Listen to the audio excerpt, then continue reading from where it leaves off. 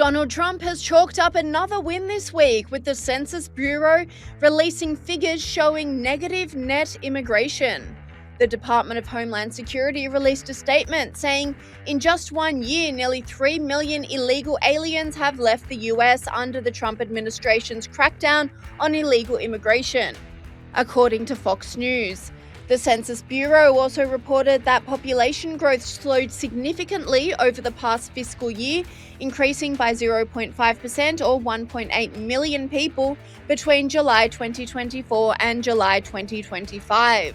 Despite this being a massive triumph for the Trump administration, many are intent on letting illegals stay in the US, like this Democrat representative, Jay Powell, who wants to dismantle the federal law enforcement authorities.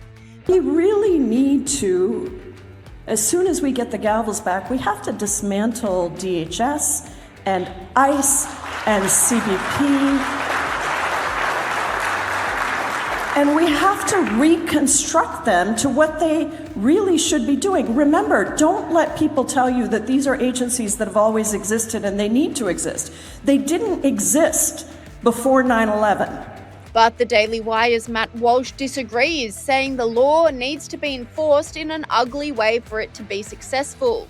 And I agree with what Ben said, that this is to the people, especially on the right. Again, there are some on the right who are saying, well, I believe in enforcing immigration law, but I don't like the way this is happening. Well, there is no way to do it that won't be ugly, because it's easy enough to say let's enforce our immigration laws, but the problem is we have millions of people here illegally, and so we need them to leave. And the problem is, well, they don't want to leave. That's why they're here. And so the only way to get them to leave is to grab them physically and drag them while they're kicking and screaming. There is no nice way to do it. And so if you're not in favor of us enforcing immigration laws in an ugly way, then you're not in favor of us enforcing immigration law at all, because there's no way to do it that isn't ugly.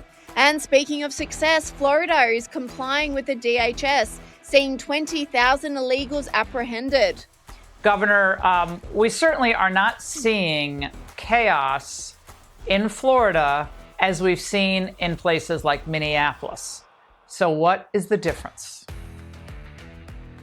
Well, when President Trump got elected, it was clear he got elected on two main issues, as you mentioned, the economy and the border, and not only stopping the invasion that occurred under Biden, but then removing the people who were here illegally. And so I called a special session of the Florida legislature, and we imposed a legal requirement on all state and local law enforcement agencies to participate with DHS in interior immigration enforcement operations. And the result of that has now been, between state and local, we've done 20,000 apprehensions of illegal aliens, and that's in addition to what ICE is doing on its own. And you do have a very, very cohesive set of forces, and we're all on the same page. And here's the thing. The reason why I imposed that requirement, we have some sheriffs that would be gung-ho to do this.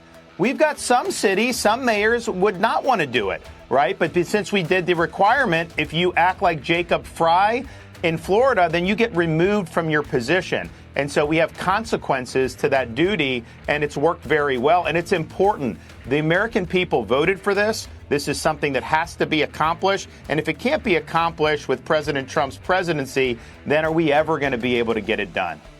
That's in stark contrast to Minnesota, which is currently actively attacking federal law enforcement, leading to a war zone on the streets. We just have a few moments here, but it seems to be some smoke is rising. I don't know if these are smoke bombs. It was peaceful when we began to talk, and we noted that rhetoric really matters now, and calming tensions really matters. What are we seeing on our screens now? What's your analysis of this? Yeah, I mean, they're trying to keep things calm and, diffuse the tension. Again, Kaylee, this is not what agents ever want to have happen.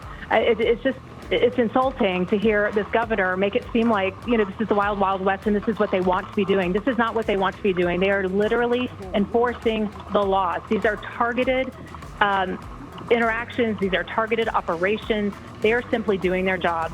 And again, without the details of who the subject is, whether they were someone that they were arresting, whether they were a bystander or protester, frankly, when you're looking at the deadly force policies, that's completely irrelevant. For them, they are literally looking at what we've gone over and over before. But my piece of advice to anyone in Minneapolis and frankly anywhere in the country, let the law enforcement do their job. If you don't want to run into problems. But the US border czar, Tom Homan, has had enough, putting the protesters on notice. This job and these people who want to say follow ICE, and film ICE, you know what? You can protest. They have that right.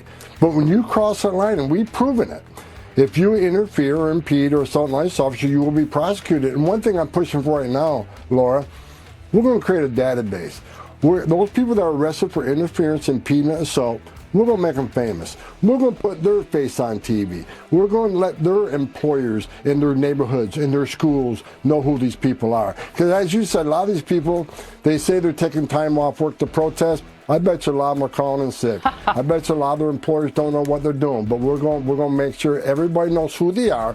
We're going to broadcast. They want to broadcast the ICE officer that was nearly killed all over the internet. We're going to broadcast every one of these people we arrest.